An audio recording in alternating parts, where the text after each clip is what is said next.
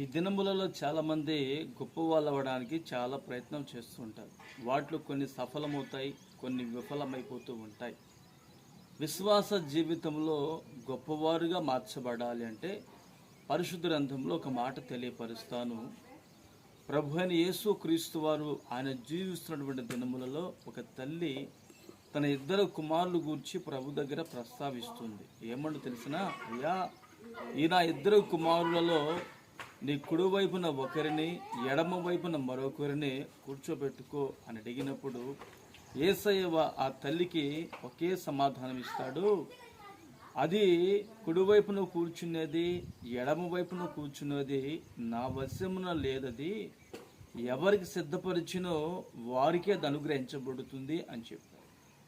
అయితే యేసయ్య శిష్యుల వైపు తిరిగి ఒక మాట అన్నారు. మీలో ఎవరైనా ప్రముఖుడై ఉండగోరిన ఎడల, లేక గొప్పవారై ఉండగోరిన ఎడల అతడు ఏమి చేయాలో ప్రభు చెప్పారు. చదువుకుందాం. మార్కు వర్తమానము 10వ అధ్యాయము 44వ వచనము. మీలో ఎవడైనను ప్రముఖుడై ఉండగోరిన ఎడల వాడు అందరికీ దాసుడై ఉండవలెను. ఆమేన్. చూడండి ప్రియులారా, ఎవరైనా గొప్ప వాళ్ళుగా ప్రముఖులుగా మార్చబడాలంటే వాడట అందరికీ దాసుడై ఉండాలి. దాసుడు అంటే అర్థము పనివాడు. అంటే మనము పరిచారకులముగా నిలిచినప్పుడు ప్రభు మనను ప్రముఖులుగా చేస్తాడు. పరిశుద్ధ గ్రంథంలో ఒక మాట తెలియపరుస్తాను. మోషే ఇశ్రాయేలు ప్రజలకు నాయకుడిగా ఉండి నడిపించబడుతూ ఉన్నాడు. ఆ మోషే దగ్గర పరిచారకుడైనటువంటి యెహోషువ ఉన్నాడండి.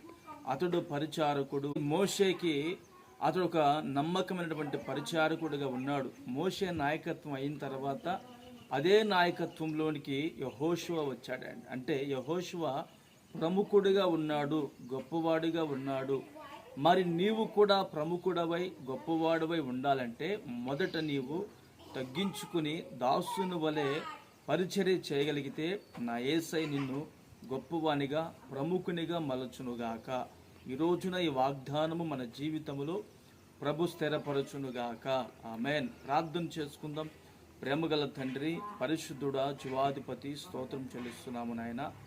మొదట మేము ప్రముఖులుగా మార్చబడాలి, గొప్పవారిగా మార్చబడాలంటే మేము తగ్గించుకొని దాసుని వలె పరిచర్య చేయాలని, ఆ పరిచారకులు మాత్రమే గొప్పవారవుతారని మీరు మాకు తెలియపరుచున్నారు.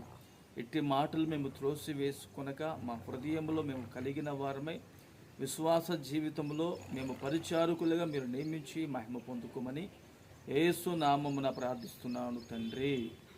ఆమేన్.